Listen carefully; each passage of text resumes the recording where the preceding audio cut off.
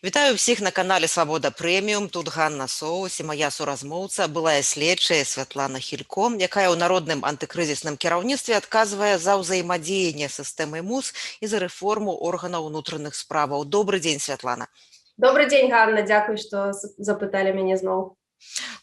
Я паглядзела, што ўжо распрацавана, апублікавана, прапанавана для абмеркавання 5 вялікіх блокаў праекту рэформы Міністэрства ўнутраных справаў. Я прапаную, давайте назовем асноўныя пункты рэформы, асноўныя змены ў сістэме МУС, якія зробяць немагчымым паўтарэнне гвалту сілавікоў 20-21 гадоў. І першы, самы важны блок рэформы, які закранае пытанне, як папярэдзіць катаванні. Расскажите, калі ласка, які механізм прадугледжаны рэформай, як папярэдзіць катаванне?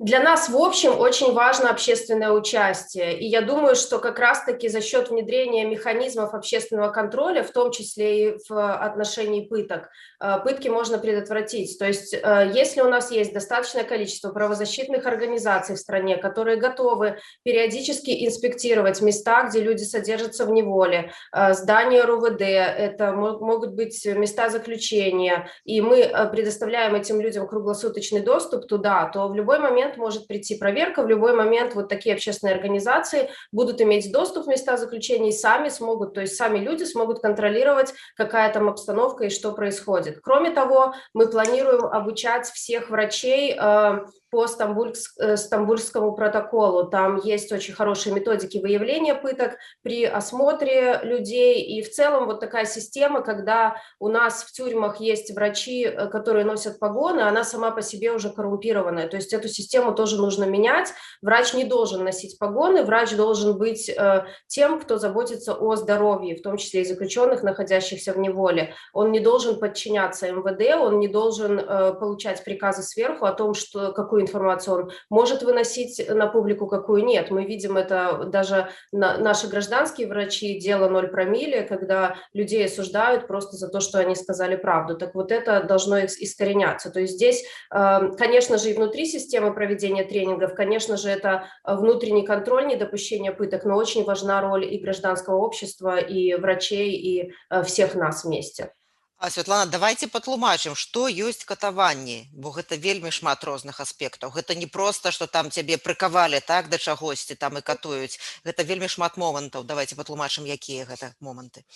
Пытки – это все, что приносит человеку физические либо моральные страдания, и пытки производятся людьми, которые имеют какую-то власть над человеком. То есть если сотрудник даже словом унижает, издевается над человеком, угрожает его семье, либо выбивает из него какие-то признательные показания путем угроз, это уже само по себе пытка. То есть пытка – это не только вот то, что мы видим в каких-то, может быть, страшных фильмах про войну, да, хотя именно страшные вещи сейчас и происходят, и происходили в Беларуси. Пытка – это и поставить в неудобную позу возле забора на улице. Пытка – это держать на холоде. Пытка – это положить человека в спортзале, где он часами не может выйти. Пытка – это не давать ему пойти в туалет до того момента, пока он уже не сможет как бы сдерживать вот свои эти естественные потребности. То есть это вот унижение такое моральное. Пытка – это забирать белье, когда человек находится в заключении. Пытка – это отключать воду, не давать принадлежности такие вот средства гигиены, либо когда человек не может в туалет нормально сходить. То есть все эти вещи подпадают под категорию пыток. Они совершены должностными лицами, совершены с определенной целью унизить человека, подавить его волю за какие-то его политические взгляды или даже за то, что он разговаривает на белорусском языке, возможно, и они причиняют человеку страдания, моральные или физические. Вот эти 3 критерия. І слухаць, напэўна, любімую не аддаюць круглыя суткі і іншыя песні. Да, это тоже пытки, причем это пытки, я, конечно же, не знаю, можем ли мы рассматривать как пытку, когда сотрудникам УВД на политинформацию каждую неделю включают какие-то пропагандистские новости и прочее, то есть я не знаю, насколько они испытывают моральные страдания, но есть коллеги и товарищи у меня, которые испытывают от этого моральные страдания в том числе. Тут не совсем это подпадает под категорию пыток, потому что все-таки они не находятся в условиях, когда они не могут этого избежать, избежать, да, то есть они не принудительно там находятся, но тем не менее это тоже своего рода такое издевательство над личностью. Вельмі важнае пытанне гэта назва. Змена назвы это не толькі змена назвы, натуральна. Паводле вашага праекту міліцыі не будзе, будзе паліцыя. У чым сутнасна гэта адрозніваецца? Вот смотрите, милиция, это все-таки, здесь есть даже слово милитари в начале, это военизированное такое формирование. Милиция – это изначально непрофессиональные правозащитники, это люди, которые вот собираются временно, произошла какая-то, например, чрезвычайная ситуация, есть временное правительство, они собрались, чтобы на какое-то время обеспечить порядок в стране или в регионе, где они находятся.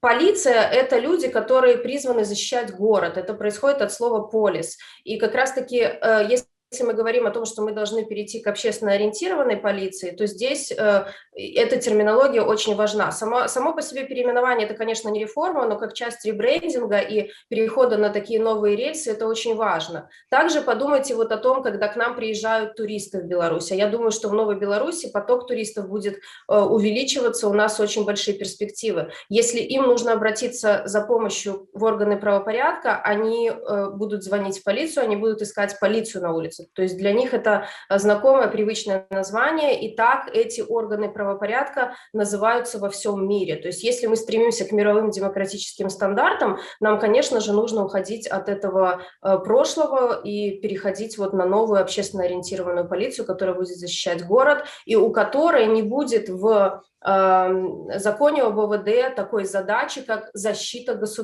интересов государства. Сейчас эта задача в законе стоит на первом месте. Что за государство какое-то абстрактное? То есть, получается, милиция – это временный орган, который был создан для обеспечения функционирования нового режима на тот момент, когда сменилась советская власть, ведь в царской России была полиция. И вот фактически сейчас этот орган, который изначально защищал режим, он таким же и остался. Он должен был в какой-то момент трансформироваться в полицию и перестать обеспечивать защиту режима, потому что режим должен обеспечивать как бы свое существование или любая политическая власть тем, что они получают легитимность от народа. Вот этого не случилось, и фактически мы сейчас имеем такую службу охраны президента, которая вот вся страна превращена в службу охраны президента. І у гэтай службе аховы прэзідэнта, якая прадугледжваецца люстрацыя, у якіх выпадках, для каго? Хто з цяперашніх супрацоўнікаў, якія не сышлі, не будзе падлягаць люстрацыі, а хто будзе абавязкова люстраваны, і што гэта будзе азначаць канкрэтна? Як доўга яны не змогуць працаваць на гэтай службе, пры якіх умовах не змогуць працаваць, а дзе змогуць працаваць? Это очень частый вопрос, который задается и который сейчас волнует все общество. Люстрация – это, в принципе, явление такое, не связанное с МВД. Поэтому говорить люстрация в контексте МВД я бы даже не хотела. Мы будем говорить в контексте МВД об ответственности, и ответственность за совершенные преступления понесут все: руководители, исполнители преступных приказов, люди, которые возбуждали незаконные уголовные дела в отношении граждан. Здесь вопрос не стоит. Но люстрация сама по себе, суть люстрации заключается в том, что мы не допускаем к управлению органами государственной власти людей, которым мы не доверяем. Вот по каким-то причинам человек не наработал себе на уголовное дело, но мы говорим о том, что вот есть ряд критериев, по которым, да, ты можешь работать в стране, ты можешь жить, ты можешь заниматься совершенно разнообразной деятельностью, но мы не хотим, чтобы ты создавал политические партии и вел людей за собой, мы не хотим, чтобы ты участвовал в управлении государством и был на постах, где предусмотрено принятие серьезных управленческих решений. То есть это, в принципе, к милиции не имеет никакого отношения. У нас милиционеры, исполнители, которые работают на земле, это люди, которые не собираются создавать завтра своих политических партий и куда-то вести людей. В этом смысле люстрация в полиции или милиции, в полиции Новой Беларуси, она не предусмотрена в принципе. Як вам бачыцца, на колькі процентаў мае аднавіцца кадравы склад МУС? Магчыма, это просто будзе менш людзей, незалежна ад рэформы. Якая частка людзей застанецца, а якая мусіць быць новай? І дзе гэтыя кадры взяць? Ну, во-первых, часть кадрового состава выйдет из состава МВД. Если мы посмотрим блок структурной функциональной реформы, там есть подразделения, которые не выполняют правоохранительную функцию на сегодняшний день. В МВД и вообще вот полиция, как часть МВД, должны оставаться те сотрудники, те подразделения, которые занимаются непосредственно правоохранительной деятельностью. Департамент исполнения наказаний должен существовать отдельно, сам по себе. Еще есть какие-то службы, например, вот у нас есть паспортная служба, которая совмещает в себе функции и контроля за миграцией. Так вот, эти функции должны быть разделены. Все-таки гражданину для того, чтобы получить паспорт, не нужно приходить в милицию, общаться с человеком в погонах. Это можно сделать с помощью электронного правительства или каких-то других систем. То есть таким образом уже уменьшается численный состав МВД. Да? Если мы говорим о том, насколько нам нужно его сменить, насколько нам нужно его очистить, на сегодняшний день эта вся информация, она засекречена и закрыта. Мы даже не знаем до конца, а сколько же у нас людей работает в милиции сегодня. И принимать решения вот так вот, называя какие-то цифры, это дилетантский подход. Все-таки мы хотим использовать в своей деятельности серьезный научный подход и делать то, что будет на благо страны. Для этого нужно провести аудит, нужно сесть с теми людьми, которые имеют практический опыт сегодня руководства этих подразделений. Я такого опыта не имею, я в этом плане не эксперт. То есть нам нужно сесть и поговорить со всеми, провести аудит спецподразделений особенно. Например, у нас есть спецподразделения, которые призваны бороться с терроризмом. Давайте мы проведем аудит их деятельности за последние 10 лет и посмотрим, какие функции все-таки они выполняли, насколько там... Я знаю, что эти подразделения очень сильные и профессиональные, и они считаются одними из лучших в странах СНГ и Европе. То есть этим сотрудникам они должны остаться в этих подразделениях, или мы предложим им какую-то еще более интересную работу, но уже вот в рамках их профессиональных обязанностей, да, чтобы они были действительно полезны своей стране. Специалистов терять мы не хотим, выгонять кого-то или мстить или наказывать мы не хотим, у нас нет такой цели. То есть все будет сделано открыто, прозрачно, и все сотрудники будут иметь право голоса в этом процессе. А маглі б патлумачыць такія пункты, як дэмілітарызацыя і дэцэнтралізацыя, якія прадугледжаны праектам рэформы? Мгм. Демилитаризация. Сегодня мы видим, что у нас милиция – это военная структура. Мы об этом говорили, начиная с названия, заканчивая звания у нас совпадают с армейскими. Форма у нас очень похожа на армейскую. Люди, которых мы видим на улице, это скорее образ такого бойца или воина, который с кем-то воюет в своем же государстве. Так вот, конечно, от этого образа нам нужно уходить. Демилитаризация будет заключаться и в изменении внешнего облика, и в изменении званий. Ведь если подумать сегодня, что мы видим в МВД и в армии, можно взять человека из армии, поставить его руководить МВД или как-то вот делать эту ротацию кадров. У них даже звания те же самые. То есть эти структуры фактически слиты воедино. И вот для этого у нас же прокуратура или Следственный комитет, это люди не армейских званий почему-то. Вот точно так же должно быть и в полиции, это не должны быть армейские звания. И кроме того, демилитаризация, конечно, это и процесс изменения тактики, общения с людьми, это процесс изменения тактики поведения полиции на массовых мероприятиях. Сейчас это тактика подавления, устрашения, люди, которые выходят на демонстрации, называются толпой, вот у них есть какие-то тактики работы с толпой, это нужно менять. То есть это нужно менять на тактику переговоров, мягкого сопровождения, обеспечения безопасности людей, которые вышли на улицу, но никак не подавления и никак не вот этого жестких методов, которые есть сейчас. То есть это такая демилитаризация, комплексный подход. Что касается децентрализации, здесь мы предлагаем убирать как можно больше вот это подчинение вертикали. Сегодня у нас министерство – это самый главный орган, который отдает приказы всем сверху вниз. Вот мы хотим эту систему перевернуть, поменять полностью и сделать так, чтобы у нас основной единицей был территориальный орган. То есть это на сегодняшний день районное управление внутренних дел или районное отделение внутренних дел в городе, в районе. Вот они должны самостоятельно принимать все решения и быть независимыми ни от области, муниципалитета от области, ни от республики. То есть на своей территории, в своем городе они сами принимают решения, как им организовывать, например, работу на массовых мероприятиях. Понятно, что в рамках закона, закона, но их не имеют права вот вывозить в другие области, или вот как сейчас это делается, давайте стянем все силы в Минск, чтобы подавлять протесты. Нет, начальник полиции Гомеля или начальник полиции там небольшого города Кричево сможет сказать, что нет, мои люди туда не поедут, либо поедут, ну то есть это какие-то договорные отношения не в форме приказа. И если он говорит, что эти люди туда не поедут, то так называемое нынешнее руководство сейчас оно имеет все рычаги давления. Этого начальника полиции могут уволить, его могут лишить пенсии, его могут, ну, вплоть до того, что к уголовной ответственности привлечь. Так вот эти все прослойки нужно убирать, и эти руководители должны становиться максимально независимыми в принятии своих решений. Я ведаю, што ў вас ёсць кантакты з дзейнымі супрацоўнікамі Міністэрства ўнутраных справаў, так, ну, не пра ўсё гаворыцца. Вы выставілі цяпер на абмеркаванне гэты праект. А што ў абмеркаванні найбольш выклікае папярэджанняў, дыскусіі, з чым згодныя людзі, з чым не згодныя, якія пытанні задаюць?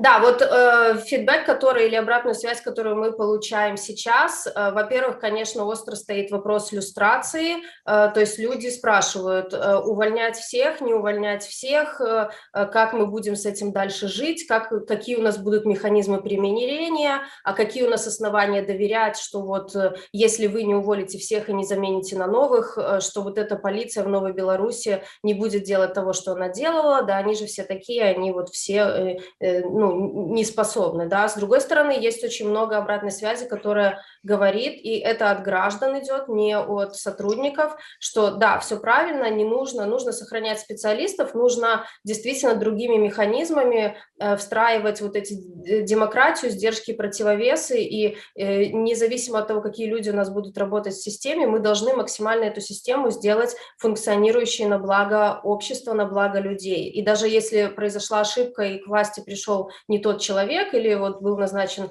начальник полиции, который, ну, не совсем, может быть, себя ведет порядочно или хорошо с гражданами, чтобы у граждан был механизм его законными способами сместить. То есть многие люди это понимают. Это, конечно, такая серьезная дискуссия сейчас в обществе, но я думаю, теми механизмами, которые есть, во-первых, гарантии того, что мы привлечем к ответственности всех совершивших преступления, то есть сразу же никто не говорит о том, что тут нужно кого-то простить. Нет, все должны отвечать за свои поступки, все взрослые люди, юристы, кто там работает и понимает, что делают.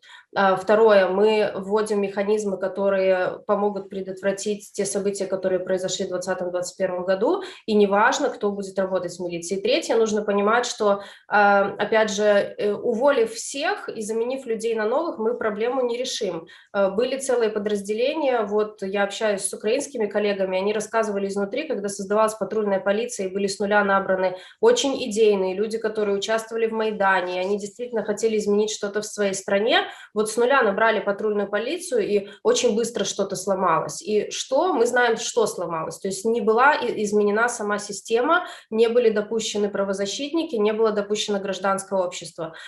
И тут меняй, не меняй одних на других, в итоге людей, которые были порядочные, их система будет съедать, людей, которые, ну, гибкие такие и готовы идти на компромисс со своей совестью, они в итоге останутся. Поэтому менять нужно не людей, а систему.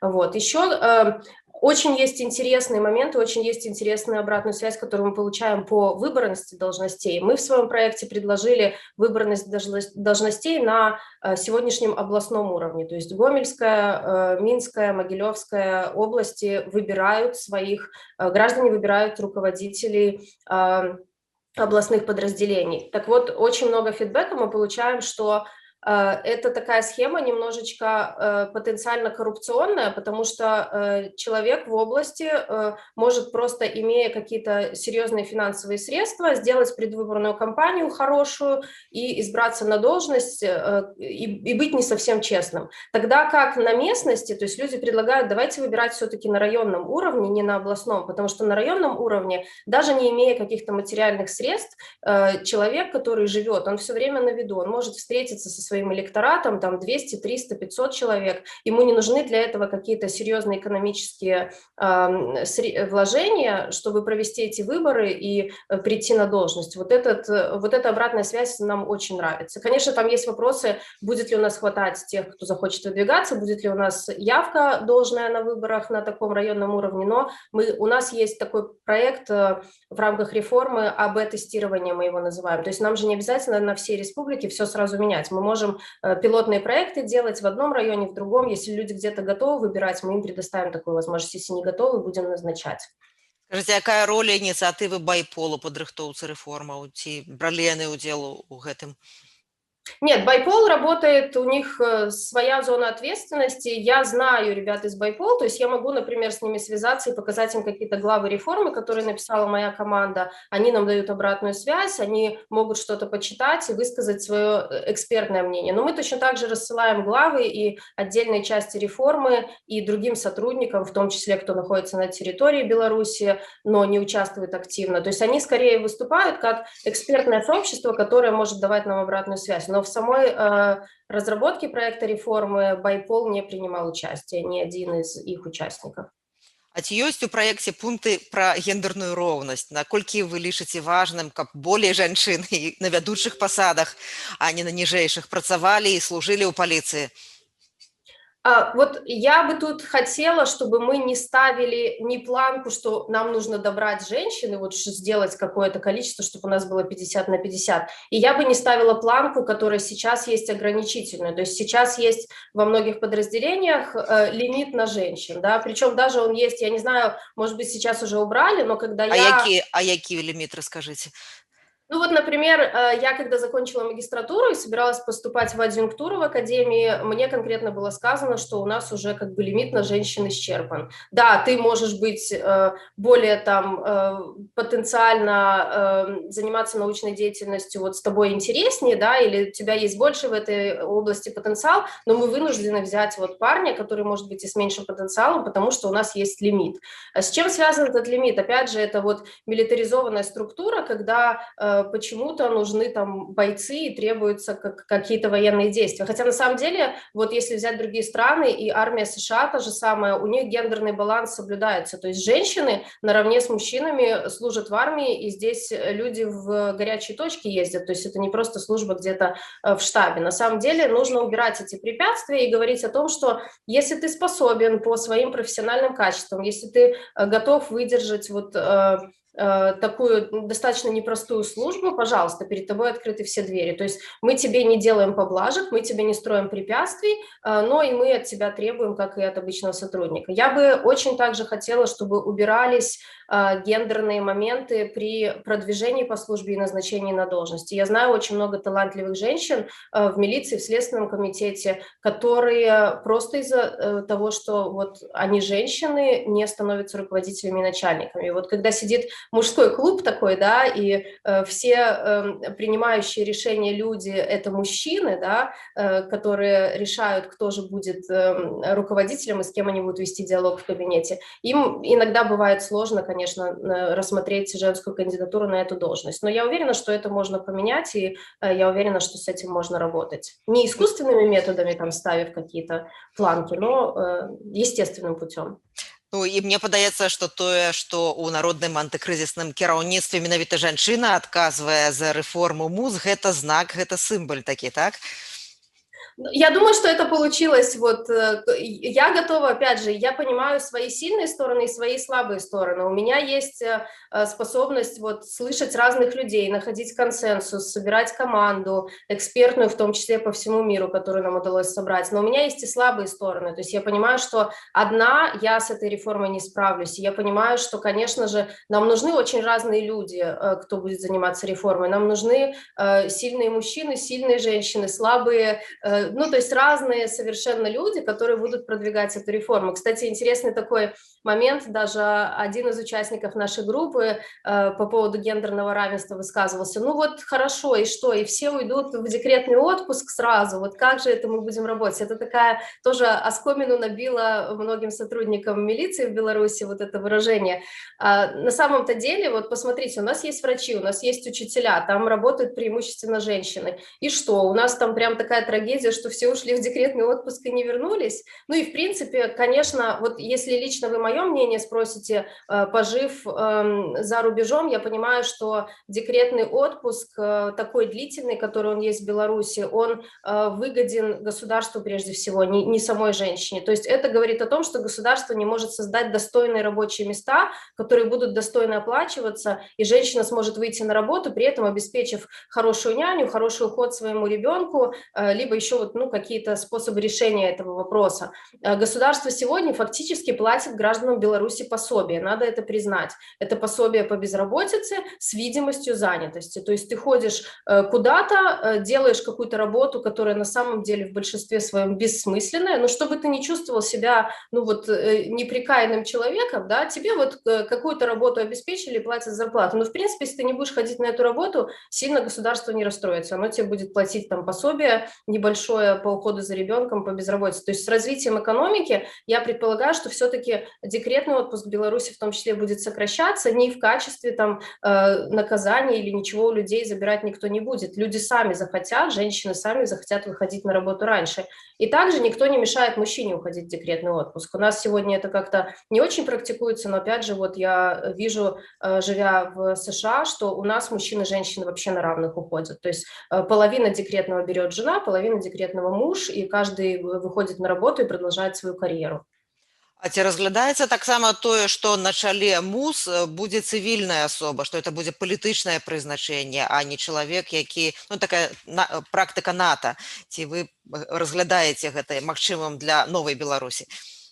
Вот как раз-таки в нашем предложении реформирования министр внутренних дел – это гражданское лицо. Здесь нужно понимать, что в Новой Беларуси министр внутренних дел – это именно, как вы описали, это политическая фигура. Этот человек может договариваться о, допустим, международном сотрудничестве, о том, чтобы наши полицейские присоединились к организации Европол и могли участвовать в совместных проектах, в конференциях, ездить на обмен опытом или с какими-то другими организациями. Это человек, который в правительстве вот, представляет Министерство внутренних дел, а само министерство, оно занимается сугубо вот этой научной, аналитической деятельностью, работает с большими данными. Это не министр внутренних дел, который будет отдавать всем приказы вниз. Нет, совершенно не такая роль для этого человека предусмотрена. Я понимаю, что это сложно, может быть, живя вот в нашей тоталитарной системе столько лет уложить в голове, но роль министра будет маленькой. И вообще, когда у нас говорят о том, что, ну вот, человек работает на должности исполнителя, ему обязательно надо стать начальником, чтобы самореализоваться. Вот у нас стоит такая планка, что это единственный путь вообще самореализации. Я считаю лично, это опять же мое личное мнение, что есть люди, у которых есть талант руководителя, талант менеджера, организатора, и да, им нужно давать возможность реализовываться в этом направлении, но есть очень много классных исполнителей, и для них ставить вот эту искусственную цель, что ты обязательно должен стать начальником, иначе не вырастет твоя зарплата, не вырастет твое звание, это очень странно. То есть люди переступают через себя, они идут на должность, на которой они быть не хотят, просто потому что, ну, вот эта должность социально признана, что это так хорошо. На самом деле должно быть и вот это вот вертикальное развитие с ростом зарплаты и твоего статуса, и горизонтальное, то есть когда ты просто как хороший специалист развиваешься и ценишься, и у тебя тоже есть возможности для самореализации. Дзякуй вялікі, это вялікі доўгі шлях, і вельмі добра, што ад самага пачатку гэта абмяркоўваецца, што гэта дэтальна апісваецца, і ёсць магчымасці дзеля таго, каб, ну, зразумець, што гэта, і прапанаваць свае рэчы для рэформы Міністэрства ўнутраных справаў. Госцей Свабоды прэмію была Святлана Хілько, якая ў народным антыкрызісным кіраўніцтве адказвае за ўзаемадзеянне з сістэмай МУС і рэформу органаў унутраных справаў. Дзякуй вялікі, Святлана, всяго найлепшага. Дякую, Ганна, вам тоже. Хочаце ведаць, што адбываецца? Апошнія навіны, жывыя трансляцыі, відэа, фота. Поставьте на мобильный телефон нашу аппликацию.